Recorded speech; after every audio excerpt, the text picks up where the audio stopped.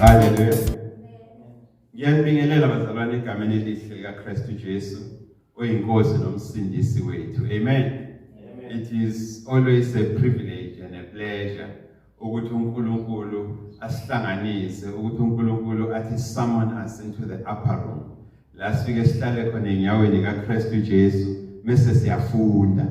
Hallelujah. Siyambonga uNkulunkulu bazalwane ngomona anawo ngathi. Siyambonga uNkulunkulu ngemesi yakhe, ufefe, umusa, igrace uNkulunkulu anayo kithi. Ngoba uNkulunkulu ezwini lakhe uthi uhambele ukubi bawoyise kubantwana kwisizulwane sesithathu nesesine sabakuzondala. Siyambonga kuJehova ukuthi abazali bethu thina ababalwa kanye nalezo izukulwane. Hallelujah. Ngoba basifundisile sisebancane, basikhombisa indlela. Hallelujah. Indlela yensindiso nendlela yeqiniso. Amen. Muhle uNkulunkulu bafowethu. Hallelujah. Amen. It is always a privilege and an honor ukuthi uNkulunkulu asiqoqe, uNkulunkulu asibuthe. Hallelujah. Ngoba vele thina somsebenzi wezandla kaNkulunkulu nezimvu zedlelo lakhe. Hallelujah. Simbonge uNkulunkulu bafowethu ngetheme ka2023 injongo asinike yona njengebandla God Sanctuary Family Church in the bigger body of Christ. Ukuthi God Sanctuary Family Church nansi indima nina ekufuneke niyilime for u2023. uNkulunkulu usinikile ke bafowethu injongo. uNkulunkulu usinike itheme ka2023 iyakhelelwe phezulu kwencwadi yamahubo. Amahubo 53 uyithatha nje from verse 1 to 3 ukuze understand ukuthi uNkulunkulu uthini. La uNkulunkulu ethi khona asiphume enhlangothi zonke, asiphume ngeinkalo zonke, sibazisa abantu ukuthi ningalinge nifinyelele kwinqumo, ningalinge nifinyelele esinqumeni sokuthi nithi uNkulunkulu akekho, ngoba isiphukuphuku nesilima kuphela esinqumayo empilweni yaso ukuthi uNkulunkulu akekho. Only a fool resolves in his heart ukuthi there is no God. Amen. Siyambonga uNkulunkulu bazalwane ukuthi sisabelile. Hallelujah. Sisabelile kule special assignment asinike yona. Sisabelile sakhombisa nokuyimisela. Enekukhombiseni kwethu ukuyimisela uNkulunkulu was-empowera, yabona, was-empowerisha. uNkulunkulu wasikhulisa nangokomqondo nangokokholo ukuze umhlabathi wethu uhlale ufertile, unonile, ukureceive izambulo, ukwamukela izambulo uNkulunkulu asinika zona ukuze sikwazi ukuthi take this gospel unto the ends of the world. Hallelujah. Siyaqhubeka ke bafowethu nochungechunge lwezifundiso zethu. We are proceeding with our series of teaching. La sifundisa khona ngani ngobizo oluphakemeyo, the higher calling, ubizo oluphakemeyo, the call to discipleship, ubizo lobufundi, ubizo lobufundisi. Amen. So sizolisebenzisa ke igama lobufundi nobufundisi interchangeably. Hallelujah. Sizolisebenzisa but sizobe sikhuluma ngento eyodwa bafowethu. Amen. So siyaqhubeka ke nalochungechunge lwezifundiso zethu, our series of teaching on discipleship, ubizo oluphakemeyo, ubizo lobufundi, ubizo lobufundisi. Amen. Umbuzo esibuzayo ke bafowethu nombuzo esiuphendulayo ngokwambulelo uNkulunkulu ukuthi kusatshelwa kanjani obizweni oluphakemeyo, kusatshelwa kanjani obizweni lobufundi, kusatshelwa kanjani obizweni lobufundisi. Amen. So iyona ke ingqikithi yesifundo lesi esihlezi phezu kwaso, iyona ingqikithi yesifundo okuyiyona esibhizi nayo njengebandla, the sanctuary. Amen.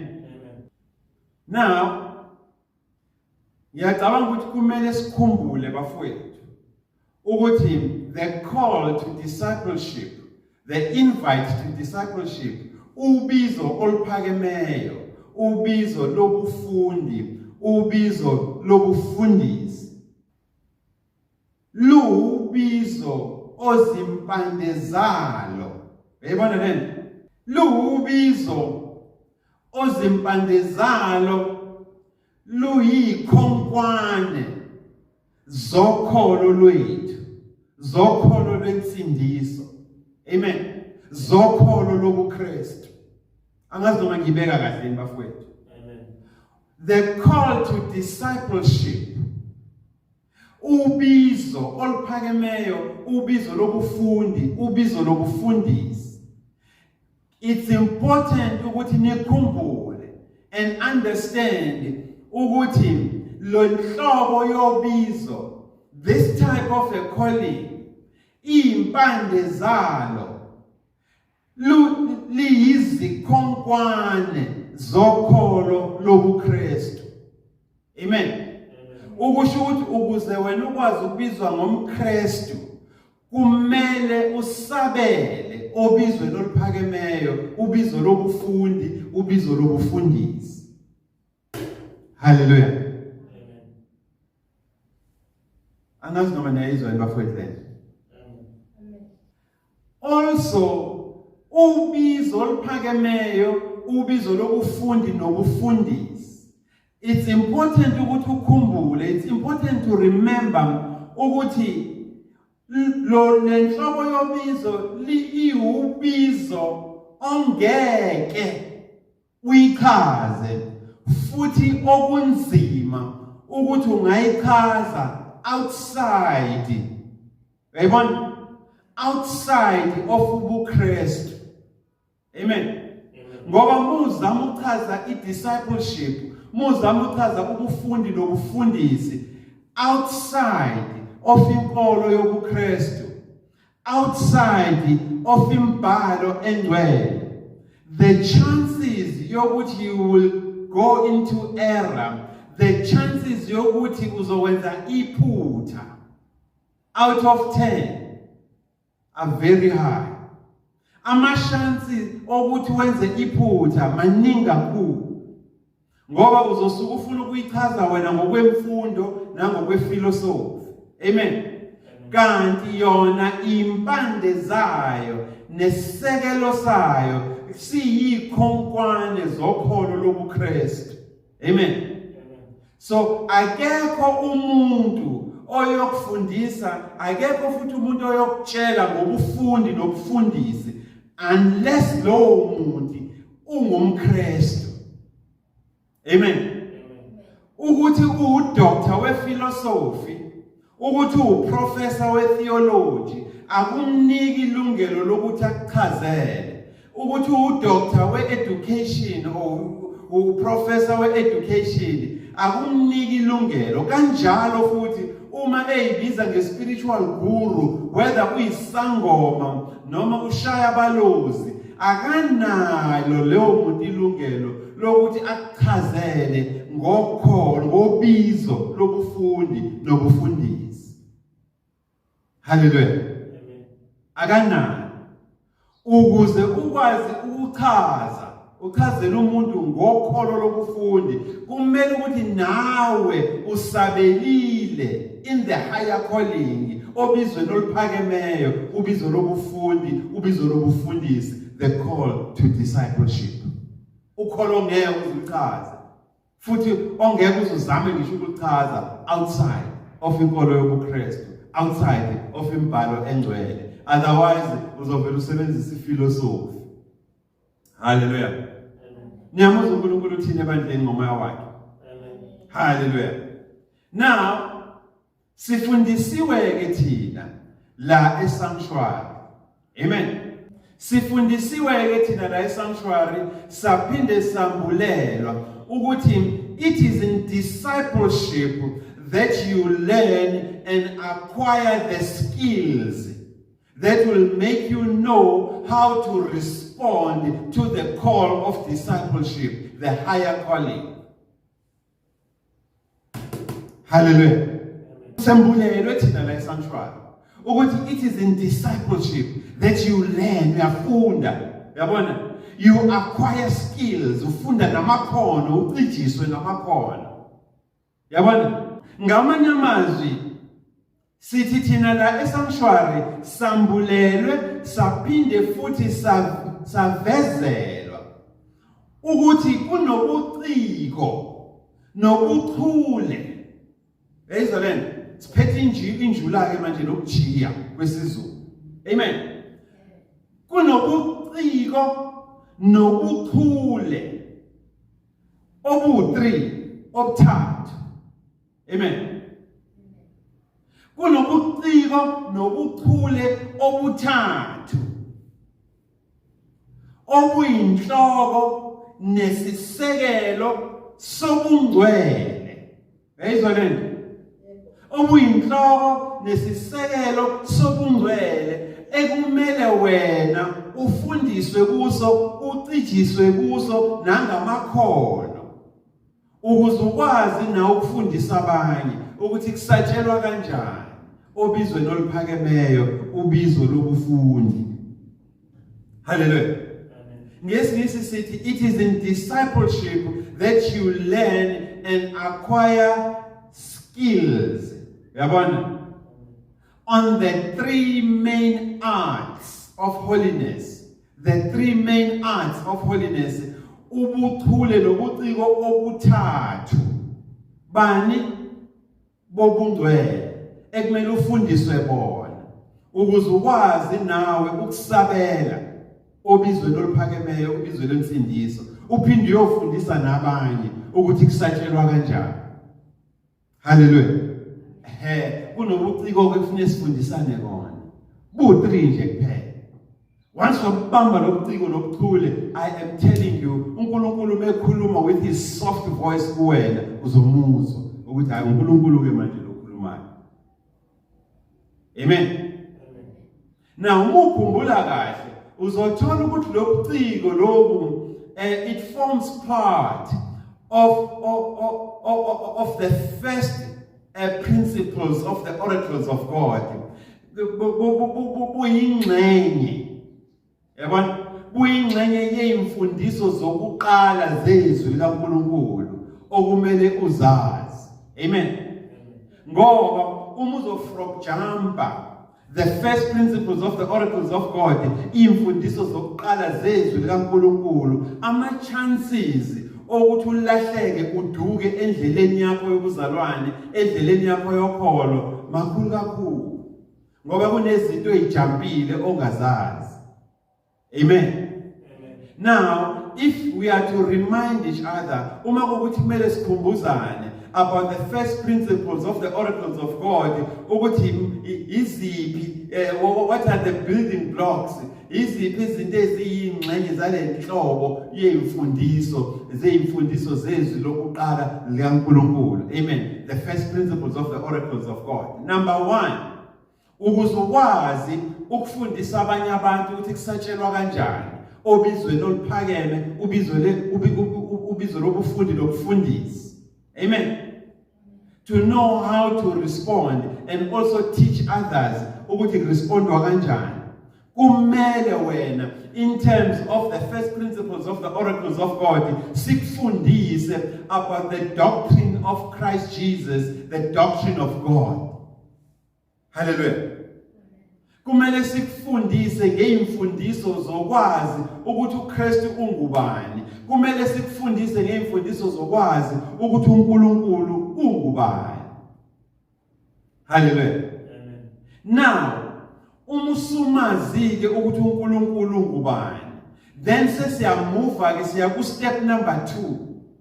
La sikufundisa khona ngani ngefaith ukholo. But ukholo that has got a direction, where we teach you faith towards God and nobody else. Because now we believe there is one God and He is God alone. From everlasting to everlasting, He is Jehovah God. Hence, like sanctuary, we do the Shema. Shema, God Sanctuary Family Church. Adonai Eloheinu, Adonai Echad. Hallelujah. Lalelani God Sanctuary Family Church. Uyedwa uNkulunkulu lesimkhonzayo. Okuyena odalizwe nomhlaba. Hallelujah. So ukuze ukwazi ukufundisa abanye nawe ukuze ukwazi ukufunda uphinde ukwazi ukufundisa abanye ukuthi kusabela kanjani okholweni oluphakeme ukholo lento ukholo oluphakeme ukholo lokufundi nokufundisa. Amen. kumele sikufundise number 1 ngobani? NgoKristu Jesu. Hallelujah. Number 2, kufuneka sikufundise ngani? Ngefaith towards uNkulunkulu. Ifaith ene direction. Ukholo, ukuthi ukholwa kubani? Phumela obala sazi ukuthi ukholwa kubani. Amen. Number 3, kufele masukwazi ukuthi ukholwa kufuneka ukholwe kubani, then sesikufundisa ngani? Ngerepentance, ukuphenduka. Amen. So ukuze ukwazi ke nawe ukufundisa abanye ukuthi kusatshelwa kanjani, kufuneke nawe ukufundisiwe ngokuphenduka from imisebenzi yakho efile, repentance from dead works. Hallelujah. Uma sesikufundisile ngokuthi kuphendukwa kanjani, wamukela uKristu njengenkosi nomsindisi, then sesiyamuva ke siya ku step number 4. Hallelujah. La sesikufundisa khona ngani? Ngedoctrine yokubhabhadiswa, the doctrine of baptism. Hallelujah. Amen. Sesikufundisa ngokubhabhadiswa ke manje la uzo understand khona ukuthi isymbolism, uphawu lokubhabhadisa luchaza ukuthini. Amen. Ngoba manje sisuke sesingcwaba the old person, umuntu omdala obewuye. Amen. Masuphuma ke emanzini, uphuma usuyisidalwa esisha kubani? KuKristu Jesu. Hallelujah. Amen. And lezi zinto kumele uzazi, otherwise angeke, in fact akumele nokuthi uzuvunyelwe ukuthi ume epulpit entabeni kaJehova engcwele uthi wena umfundisi, umvangeli. Hallelujah. Ubishop. Uma ungadlulanga kule nhlobo yemfundiso ebandleni, awukho qualified ukuthi ungatshela abantu ukuthi kusatshelwa kanjani, ukuthi ungafundisa abantu ukuthi kusabelwa kanjani obizweni oluphakeme, ubizwe lobufundi, ubizwe lobufundisi, the call to discipleship. Nawe futhi awukho qualified ukuthi ungaba umfundisi. Hallelujah. Uma ke sesikufundisile ku doctrine of baptism, then usuyaqala manje nawe uyakhula ekukholweni. Amen. Sesokufundisa manje ngokubeka abantu izandla, ukwazi ukuthandazela abantu baphile. Khulume noNkulunkulu, ucebe izimo abantu abadlula kuzona, whether ukugula, whether izimo ababhekene nazo emakhaya, emshadweni, empilweni, emsebenzini, njalo njalo, etc. Hallelujah. So sizokufundisa ke manje ukuthi how do you lay hands on people? Asibuki imoto ohamba ngayo thina, nesabhabho ohlala kuyona, mase sikuvele nje sikubeka ukuthi ube kwi-council yesonto, ubeka abantu izandla, ungazi ukuthi kufanele ukuthini, ubeka abantu izandla. Hallelujah. Uyafundiswa. Amen. Isabhabho ohlala kuyona nemoto ohamba ngayo ayikwenza ube exempted. It doesn't make you exempt from being taught the first principles of the oracles of God. Imfundiso zokuqala zezwi laNkulunkulu. Because uma sizokuvumela wenze njalo, it means there is a generation of people abazolandela wena, abazoduka, ngoba uzobadukisa. Hallelujah. Akuwona umdlalo uba umfundi, akuwona umdlalo uba umfundisi kaNkulunkulu. Hallelujah. As the more ukhula ke bafowethu, the more nikhula ekwazini naseqinisweni lokwazi ukuthi uNkulunkulu ubani, then ke sesiyakufundisa ke manje ngani ngeresurrection, ukuvuka kwabafileyo, ukuthi kusho ukuthini ukwamukela uKristu, what are the benefits, uzuzani, yini inzuzo ekhona ekwamukeleni uKristu njengenkosi nomsindisi. Hallelujah. Then sesiyakufundisa ke manje ngani ngeresurrection of the dead, ukuthi yes, one day we shall pass, sizodlula la kulomhlaba, but umudlula la kulomhlaba uyapi? Hallelujah. So sesiyakufundisa ke manje ukuze nawe ukwazi ukutshela abanye ukuthi umudlula la kulomhlaba uyapi. Amen. Uma sesikufundisile ke la, hallelujah, then sesiyakufundisa ke futhi ngani ngeimfundiso ze eternal judgment, ukuthi uma udecidile unqumile empilweni yakho ukuthi uNkulunkulu akekho, uma unqumile ongamakemukeli uKristu njengenkosi nomsindisi wakho, kunento ebizwa nge-eternal judgment. Ayidizayinanga leyo nto. It is not God who designed it, but wena oyidizayine ngokumphika uKristu njengenkosi nomsindisi. Nangokunquma empilweni yakho ukuthi uNkulunkulu akekho. So ngaleyo ndlela you have qualified yourself ukuthi wena uye kuphi kwi-eternal judgment, uyoqondana ngqo nayo. Hallelujah. Lento esibiza ngamagama in today's language ngesihoko. Amen.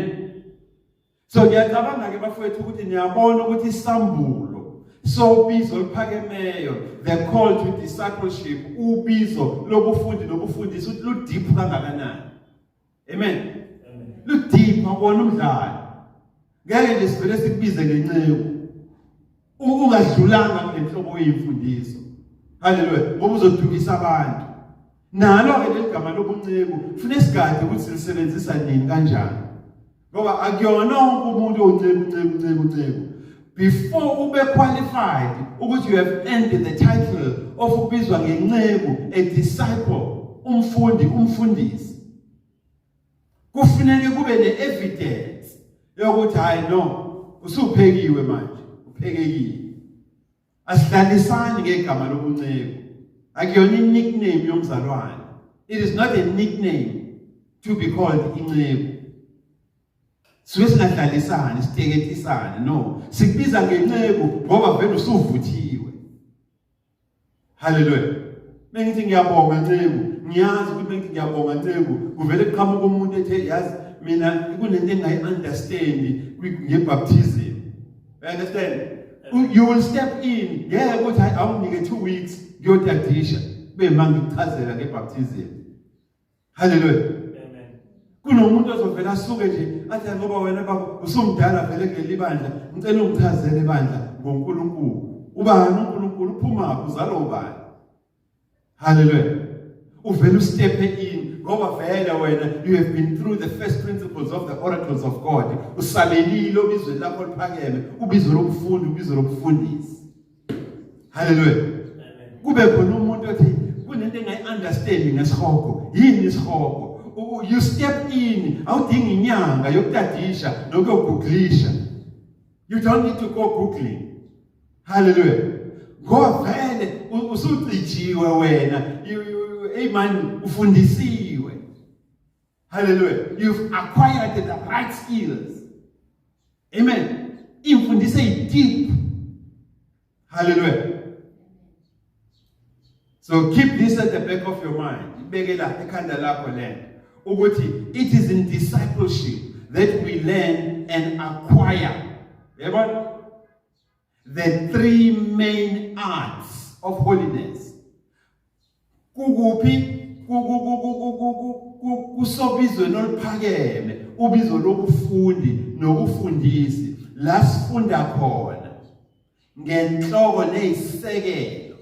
Beyizwa lento? Ngenhloko nezisekelo ezintathu. Hallelujah. Amen. Zobuciko bokwazi ukuthi kusabelwa kanjani obizweni lobufundi, obuzweni lobufundisi. Hallelujah. Amen. So namhlanje ke thina as the sanctuary, namhlanje as God Sanctuary Family Church, we are going to unpack, sizofundisana ke ngendlela yesibili yokuthi kusabelwa kanjani obizweni oluphakeme, ubizo lobufundi, ubizo lobufundisi. Amen. Amen. Hallelujah. Sizofundisana. Hallelujah. Angazi noma nisangilandela ebafethu. Amen. Amen. Nisangilandela. Amen. So namhlanje ke sizofundisana ke thina ngani ngobuciko besibili. The second art of holiness. Uyabona lento? Ubuciko besibili bobungcwele. So uyini ke lobuciko besibili? What is the second art of holiness? It is the art of faithful submission. Nkosiyami ilalele kahle lento. So namhlanje ke bafowethu sizofundisana ngobuciko besibili. Hallelujah. The second art of holiness. Ubuciko besibili bobungcwele, and that is the art of faithful submission. Ukuzithoba ngokweThembeka kuNkulunkulu nasebukhosini bukaKristu Jesu. Hallelujah. The art of faithful submission. Amen. Ukuzithoba ngokweThembeka kuNkulunkulu nakwilordship ubukhosi bukaKristu Jesu. Hallelujah. Incwadi ke sizoyifunda bafowethu ukuze sikwazi ukufundisana ngale ntshumayelo namhlanje nangale sihloko sanamhlanje, incwadi kaJames in the English Bible. Hallelujah.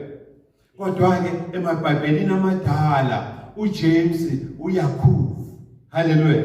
And I love it ukuthi eBhayibhelini lesiZulu kuthiwa ekaJakobe.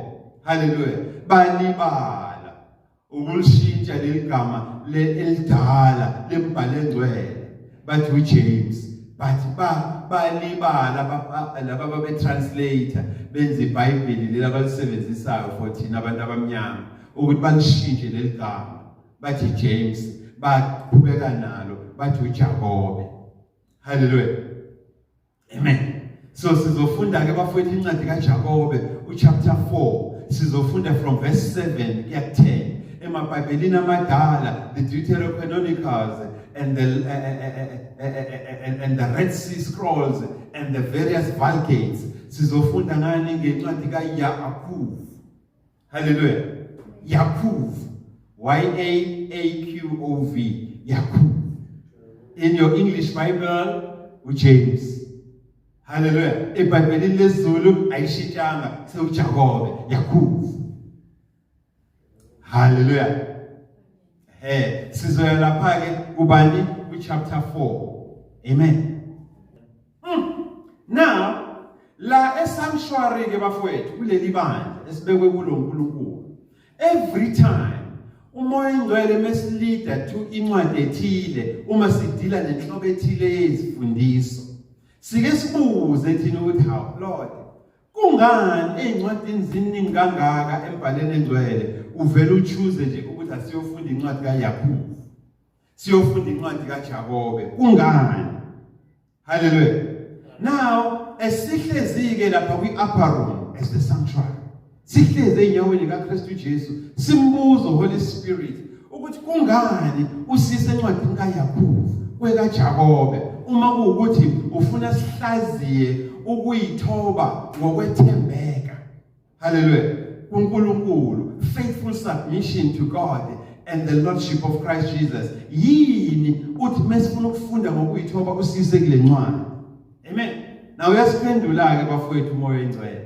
Sihleze enyaweni kaKristu Jesu. Uthi lalelani God Sanctuary Family Church.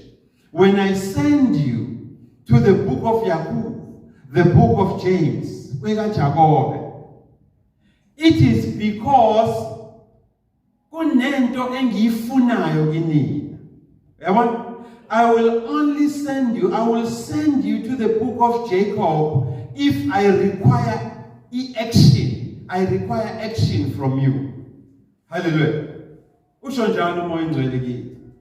Uthi into ebangukuthi nginise kule ncwadi God Sanctuary Family Church ukuthi niqale ngayo before nithi launch kwezinye incwadi. Ingoba kune expectation eninayo ngani. Nginisa kule ncwadi ngoba ebufundini nasekufundisini I require action. Ngifune nibe amadoda, nibe abantu besimame, nibe yingane zika action, nibe action orientated. Yabona? Nginisa kule ncwadi if I want to call you to action. Uma ngifuna ukunibizela ku action, awuyisho ngesizulu ploni. U action yini konje? Hallelujah. If I want to call you to action, uma ngifuna ukunibizela ku action, ningahlali nje ngezinqe nithi dehle phansi. Nansi incwadi engizon-enthuse ngayo, nansi incwadi engizonititinya ngayo. ifana nezibonkolo, ifana nezinyosi. Ngizontinyela ngayo ukuze nivuke emaqandeni. Nibe ku action. Hallelujah. So uNkulunkulu uyasichazela ke ngezwi lakhe. Uthi hayi into abangothi nginise kule ncwadi. Nginisa kule ncwadi uma ngifuna ukuthi call you to action or call action out of you. Or uma ngifuna nina nibe active. Hallelujah. So ngamanye amagama ke bafowethu uNkulunkulu usithumela kule ncwadi ukuze asifundise. I think nizoyibona ke manje. Hallelujah. uNkulunkulu usithumela kule ncwadi ukuze asifundise ukuphila into esishumayelayo. Hallelujah. Amen. uNkulunkulu usithumela kule ncwadi ukuze asifundise ukuphila lokhu esikufundisayo. Amen. Laba bakhuluma isiNgisi bathi uNkulunkulu sends us to this book so that he can teach us to practice what we preach. Amen. He sends us to this book so that he can teach us to practice what we teach. Nyamozo uNkulunkulu uthini? Amen. Hallelujah. So uNkulunkulu ke mefuna action kuwena ukuthi impilo yakho ibe aligned usisa kule ncwadi. Hallelujah. Again uNkulunkulu usisa kule ncwadi also uma efuna ukwenzani efuna ukuthi align. Yabona when you align something. Yeah. uNkulunkulu usisa kule ncwadi when he wants to align ukuqondanisa nokuqondisa. Uyabona lento? Efuna ukuqondanisa nokuqondisa impilo yakho yokufundi, impilo yakho yokufundisi, ayiqondanise kanye nendlela yakho yokuphila, ayiqondanise kanye namazwi, the words that you speak, aphinde ayiqondanise nokwenza kwakho ama-actions akho, so that you practice what you preach and teach. So ekufundini nasebufundisini, your lifestyle, it must match your words, it must also match your actions. Amen. Impilo yakho yokufundi nokufundisa, it must match your words and it must match your actions. Yingakho ke thina la esanctuary uYakubu or uJakobe or uJames simbiza nge-advocate of integrity, igqwetha lobuqotho. Hallelujah. Simbiza ngommeli wobuqotho ngoba uma uyifunda incwadi zakhe, hallelujah, uzonothisa ukuthi uphusha kakhulu iagenda ye-action, uphusha kakhulu iagenda yobuqotho, yokuthi once uyi-assigna, once ulandela imandate uNkulunkulu akunike yona ibaqotho kuyona. Hallelujah. Amen. That is why thina la esanctuary uJakobe simbiza ngani nge-advocate of integrity, igqwetha lobuqotho. Sambulelwe thina leyo. Hallelujah. Amen. Kungani simbiza ngegqwetha lobuqotho? Kungani simbiza nge-advocate of integrity? It is because sambulelwe thina la esanctuary ukuthi integrity occurs when your actions, your words, your speech and your lifestyle matches. Yabona leyo? Amen. Sifundisiwe ke thina la esanctuary ukuthi ubuqotho benzeka uma amagama owakhulumayo nezenzo zakho ziba aligned, ziqondana. Hallelujah. They match. Amen. So ireason ke labafowethu uNkulunkulu asambulele yona ngoba sibuzile ukuthi usiselani kule ncwadi. Hallelujah.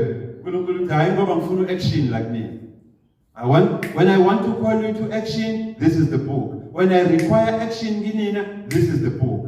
Sasisidipha ke thina njengabaphathiswa bemfihlakalo, the stewards of the mysteries of God, abaphathiswa bemfihlakalo yensindiso neqiniso kaNkulunkulu, ukuthi ake sithi ukudipha kancane ke simhlole uJakobe, Yakubu, ukuthi isifundo kahle kahle ingqikithi yesifundo esithola kuye iyiphi. Sayibamba. Oh no man, if you want to be an advocate of integrity, uma ufuna ukuba umfundi nomfundisi oqotho, nansi incwadi efuna ukuqale kuyona. Hallelujah. Amen. Glory be to Jesus. Ake silaleleke bafowethu ukuthi uthini uNkulunkulu kithi ngencwadi kaJakobe. Hallelujah. Ake siye ke encwadini kaJakobe, uchapter 4, sivule bani uverse 7. Hallelujah. Sizoyithatha nje size siyoma nayo lapha kuverse 7. Amen. Silalela ukuthi uNkulunkulu uthini ebandleni lakhe. Uthini uHoly Spirit ebandleni lakhe. Amen. Awuyifundeke mfowethu. Ake ngiyifunde ngesingisi siqala. Hallelujah. Kune verse 8 lapha encwadini kaJakobe in the book of James. If we qala ku verse 8, uNkulunkulu uthi, do you know that friendship with the world is enmity with God? Uyakwazi lo? Ngakho ke noma ubani, whoever wants to be a friend of the world, lowo muntu has drawn a line on the sand, ukuthi he has chosen and resolved in his heart ukuthi he wants to be an enemy of God. Amen. Now verse 7 usuthi ke bona bengithi nje angithinte lapha. Verse 7 uthi, therefore submit to God, resist the devil, and he will flee from you. Draw near to God, and he will draw near to you. Cleanse your hands, cleanse yourself, you sinners, and purify your hearts, you double-minded. Amen. Amen. Verse 10, humble yourselves in the sight of the Lord, and the Lord will lift you up. Awufundeke ngesizulu. Uzofunda verse 8, sorry, verse 7. Yeah. Awiqale lapha ku verse 4. Funda verse 4, ufunda verse 7, ufunda verse 8, ufunda verse 10. Amen. Soyichaza ke thina ukuthi uthini uNkulunkulu. Awuqale lapha ku verse 4. Verse 4. Yeah. Qale phansi. Yeah. Anazi ukuthi ukuthanda izwe kungukutha uNkulunkulu. Ziphingi wemasoka nani ife. Anazi yini ukuthi ukuthanda izwe kuyini? Kungukutha uNkulunkulu. Bungubutha uNkulunkulu. Anikwazi lokho? Yabuza uNkulunkulu. Asiphenduleni ke bafowethu, siyakwazi thina esikolwa lo ukuthi ukuba isiphingi, ukuba isoka lamanyala nokundinda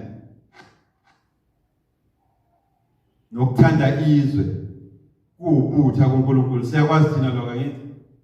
Esingakwazi sesiyazi. Hallelujah, sesiyazi. Amen. Amen. Ake siyeke lapha uqhubeke.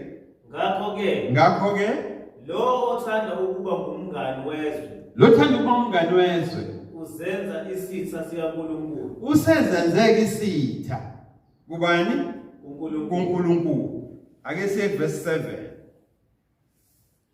Ngakho ke yebo, thobelani uNkulunkulu, nimelane noSathane khona eyakubalekela. Yebo. Nyamuza uNkulunkulu uthini? Ngakho ke thobelani uNkulunkulu, submit to God. Thobekani kuNkulunkulu ngokweThembeka. Yes. Nimelane noSathane khona eyakubalekela. Nimelane noSathane ngoba uSathane unenkani uyabaleka. Sondelani uNkulunkulu naye uyakusondela kini. Sondelani kuNkulunkulu, uNkulunkulu ukuze naye akwazi ukusondela kini. Hlanzani izandla. Ninazoli. Yebo. Hlambulule izinhliziyo. Nihlambulule inhliziyo zenu. Bonhliziyo zimbili. Nina bonhliziyo zimbili, you who are double-minded. Asiyekuthela. Zithobeni ebusweni beNkosi. Zithobeni ebusweni kaNkulunkulu. Humble yourselves in the sight of the Lord. Khona iyakuphakamisa. Khona uNkulunkulu inkosi iyakuphakamisa. Amen. Amen. ake sichaze ke bafowethu ukuthi uthini uNkulunkulu la ngoba iyona incwadi asithumele kuyona uma sifuna ukwazi kabanzi ngani ngokuzithoba ngokweThembekileyo, faithful submission. Now uzonothisa la kule ncwadi I think ake siyibuke nje bafowethu ake siyibuke nje le ncwadi uzonothisa la ukuthi how uNkulunkulu uqala uthi kithina khumbulani nina abazalwane basesanctuary ukuthi iphingi nabantu abathandizwe abanabo ubudlelwano noNkulunkulu. Haleluya, bayizitha kaNkulunkulu. Ngakho ke abantu abayizitha noNkulunkulu basuke sebedwebula yini emhlabathini ukuthi wena uNkulunkulu ngale thina singala asidlelani asinabudlelwane nabo. Amen. Thina sidila nani la nokuthi kunabantu ababafundi abayingcebo nababafundisi. Amen. Kodwa abasabambekile kuphi ekuphingeni nasebusokeni bamanyama. Haleluya. Amen. Inkinga le bafowethu. Haleluya. Uyamithisa umfundisi esontweni, umithisa ingane ekhwayeni. Haleluya. Iyamithisa inceke esontweni, idlala ipiyano. Haleluya. Nesiginci. Baqedile amantombazane kwikhwaya. Ibizwa ngenceke. Haleluya. uNkulunkulu uthi uma ekhona umuntu onjenganaloyo ebandleni, ebhizi edlala amagembe, edlala upiyano, ekita zesiginci. Hayi, akabizwe lo muntu ukuthi ayisuka la lo mhlaba obona ukufanele. Ngoba wena ngeke uzulidi iworship la ekhaya unokutha noNkulunkulu uthandizwe. Ngeke uze usifake emoyeni. Uyabona lo? Usasicenisha emoyeni hayi. Ne kwishisha bayisho. Amen. Ngeke usingenise emoyeni wena, ngeke singenise wena thina emoyeni. Unje. Qedile abantu manje wena la. Haleluya.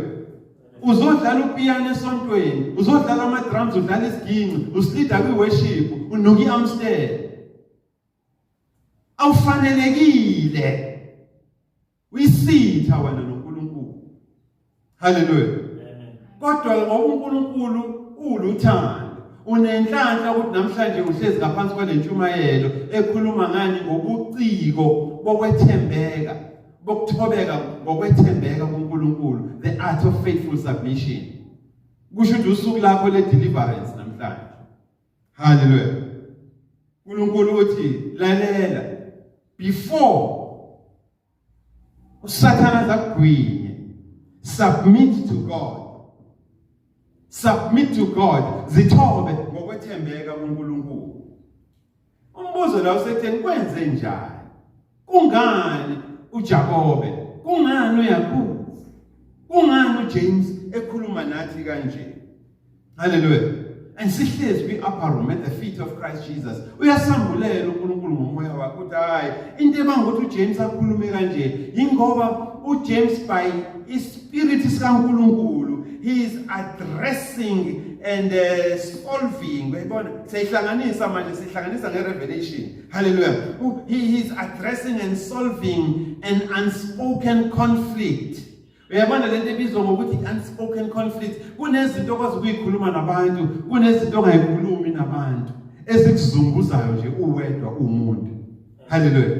So uNkulunkulu la ngoJakobe ukhuluma nawe ngoba uyazazi ukuthi izolo ebusuku ubuhamba ngolayini uthwele iAmstel. Uyazazi man ukuthi you are messing up with the choir. Uyazazi ukuthi awufanelekile engabe even kwa worship uyangena kuyo. Hallelujah. But una this internal conflict, usabathe uyashiya kushiyeki, you always ubheke emuva. Hallelujah. So ngoJames uNkulunkulu ukhuluma nawe, who is addressing that and solving that unspoken conflict. Yabona ekuwena ngaphakathi. And uyibuza ngombuzo while nawe unembuzo engaphendulekile. Hallelujah. Amen. uJames uthi kahle kahle today phumela obala. Usitshele wena noma utshela uNkulunkulu wakho ukuthi kahle kahle what is the source of this internal conflict. Ingqikithi kahle kahle yale internal conflict wena onayo towards God that you are battling. Hayi man. Uyahluleka uyiresolve. Uyahluleka ukuthola ama-answer kuyona. Iyini kahle kahle. You may not tell me as your pastor. Hallelujah.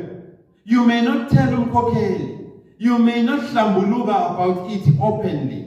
But uJames uthi hayi uyayibona uNkulunkulu lenzuka ikey onayo ngaphakathi. This internal conflict. Ongazi ukuthi uzoyikhuluma nobani. But it's an internal conflict that you have towards God. Hallelujah. Awuphelelisiwe. Kunenkinga. Hallelujah. Amen. uJames uthi kungenzeka futhi usabe ukungitshela mina njengomfundisi wakho ukuthi yiphi lenkinga onayo. Kodwa ke noma kunjalo uJames uthi nansi isolution universal. Nansi isolution yama-solution kule internal conflict obhekene nayo. Kule simo sempilo obhekene naso. Uyathanda ukuba umfundi, uyathanda ukuba umfundisi, but imuva uyehluleka ukulishiya. Hallelujah. uJames uthi ke, be that as may be the case, here's a universal solution kule nkinga obhekene nayo. Submit faithfully to God. Hallelujah. Zithobe kuNkulunkulu ngani ngokweThembeka. Submit to the Lordship of Christ Jesus faithfully. Hallelujah. Zithobe ngokweThembeka ebukhosini kukaKristu Jesu. Hallelujah. Number 2, resist the devil. Hallelujah. Cela uNkulunkulu ukuthi ngomoya wakhe ahlale kuwe aphile kuwe ukuze ukwazi ukumelana nobani noSathane. Kusho iscripture bafowethu. Resist the devil. Ngoba once wakwazi ukumnqaba uSathane wenza njani? Uyabaleka. Hallelujah. uNkulunkulu uthi kule simo okusona kunzima kunjalo kune internal conflict osaba ngisho ukuyikhuluma. Draw near to God. Amen. Vele uyilahla amathambo uye ngqo kuNkulunkulu. Hallelujah. Beka umfundisi eceleni, beka umkhokheli eceleni, iya wena ngqo personally kuNkulunkulu. Hallelujah. Draw near to God.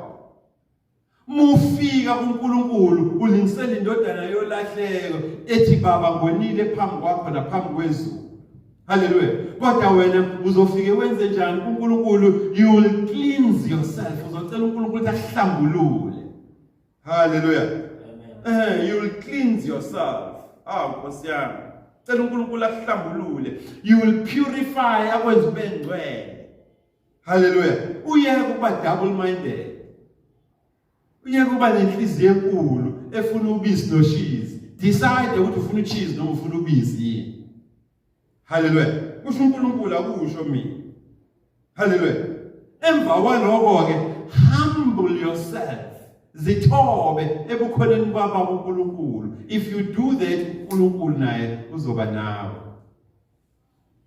Hallelujah. Amen. Khuluma imbalo bafowethu. Amen. Amen. Ngiyacabanga ukuthi niyayibona ke manje le ndaba yobuciko be-faithful submission, le ndaba yobuciko bokuyithoba ngokwethembeka ukuthi hayi man uNkulunkulu means business ngayo asikho emdlalweni la. Amen. Amen. So kuyacaca ke kithina ke the stewards, kithina abaphathiswa bemfihlakalo ensindiso neqiniso ukuthi yazi ukuyithoba ngokwethembeka, faithful submission. Suka madoda. Kunento ekuyenzayo kumuntu. Ngiyibona lento.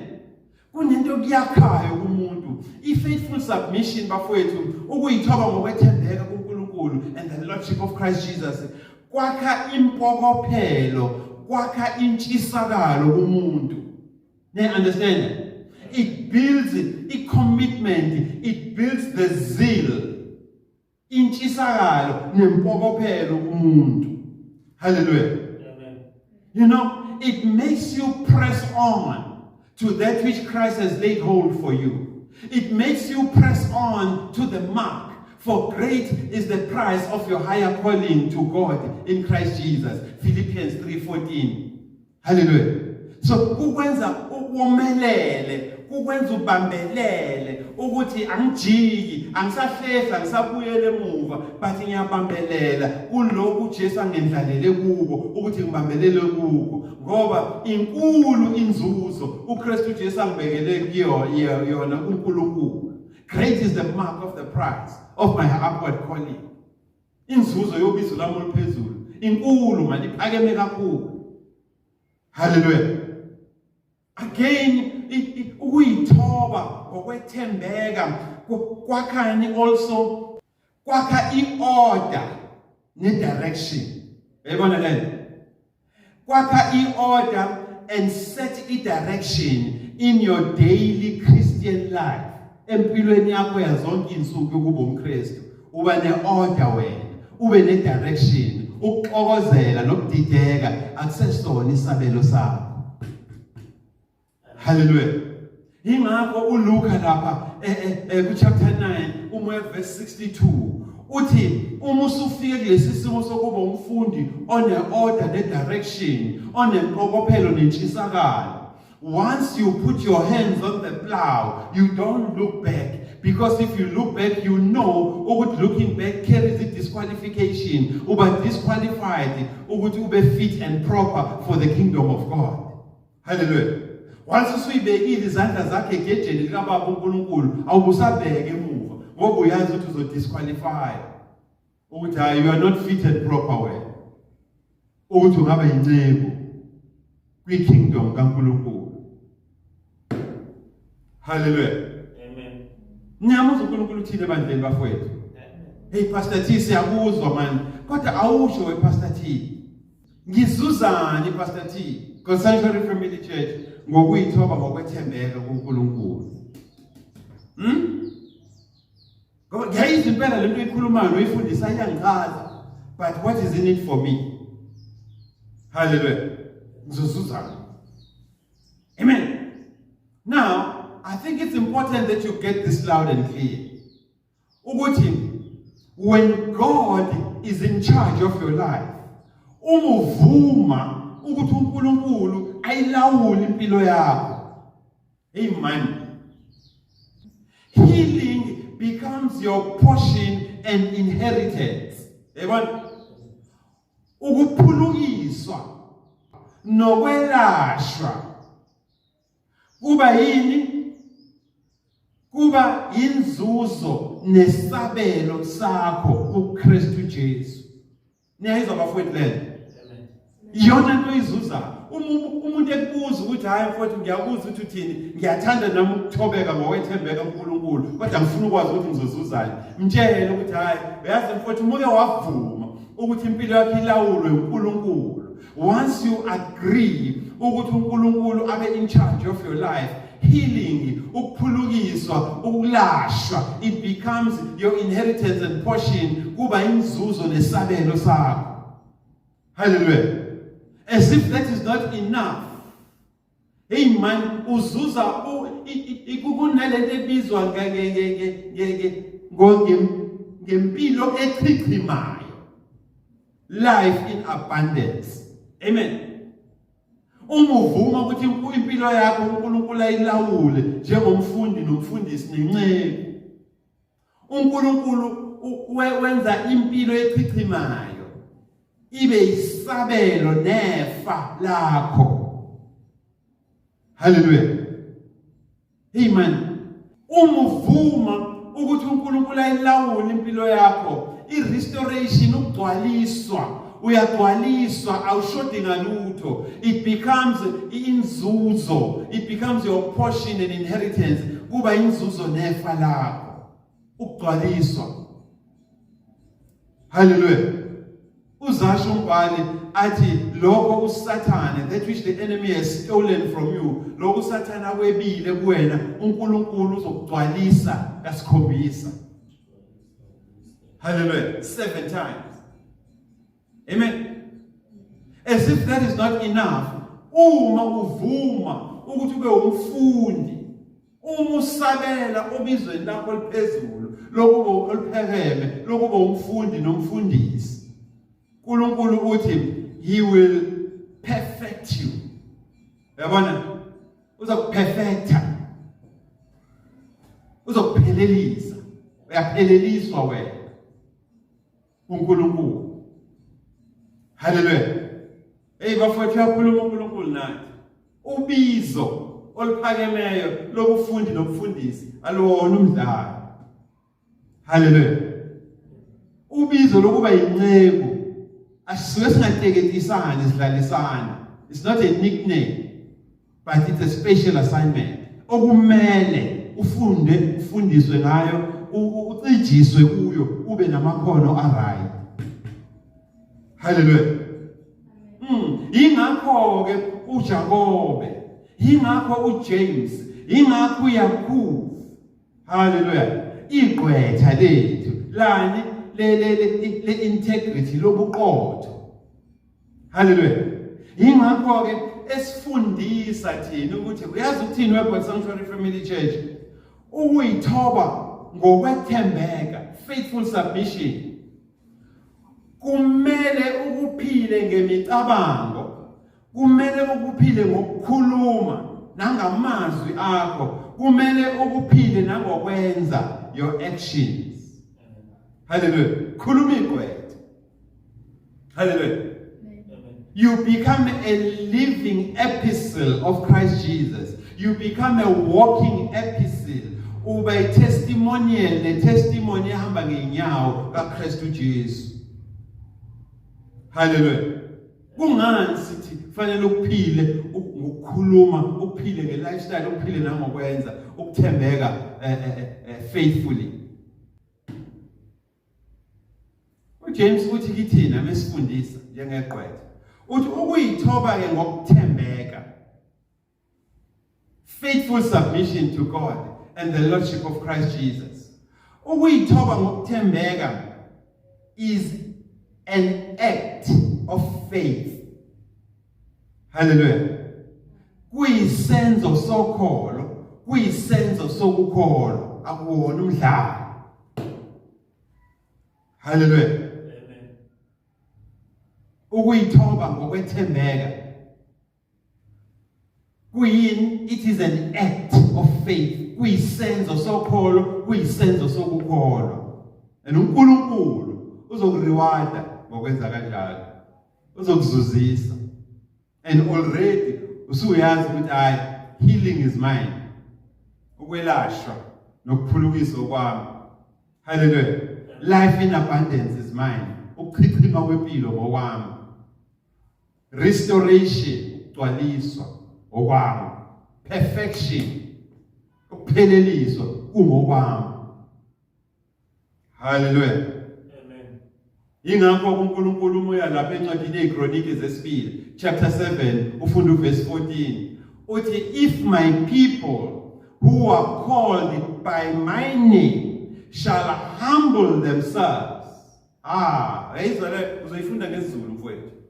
If my people who are called by my name shall humble themselves and pray and seek my face and turn away from their wickedness, I, Jehovah God, in my heaven, I will hear them. If my people who are called by my name faithfully submit to me, I, Jehovah God, will respond faithfully and graciously to their submission. This is Ulam. Hallelujah. And I will bless their land. I will bless their means of production. Kusho uNkulunkulu ngeke bashode. Ingcaphi kwena ke mfowethu ukuthi uyasabela yini noma usabeli. Mina konke ngikwazi ukwenza ukuthi ngitsabela. Ungasachithi isikhathi. Don't waste time. The invite is out. The call is out to your higher calling. Ubizo lakho liphakeme seliphumile ezulwini. Sabela. Ungalokhu ubhala ucisha la. Ungabi double-minded. Don't place your hands on the plow of God and look back. Uzobe disqualified to be in the kingdom, to be fit and proper for the kingdom of God. Sabela ke mfowethu. Angazi tulindele. Hallelujah. Amen. Yamukela ubizo lakho liphakeme. Ubizo lakho liphezulu. Count everything down, man. Count everything down. Count everything rubbish. And press on to that which God, to that which Christ has laid hold for you. For great is the mark of the prize of your higher calling in Christ Jesus to God. Stay sealed always in the Holy Spirit of promise until we meet again. Amen.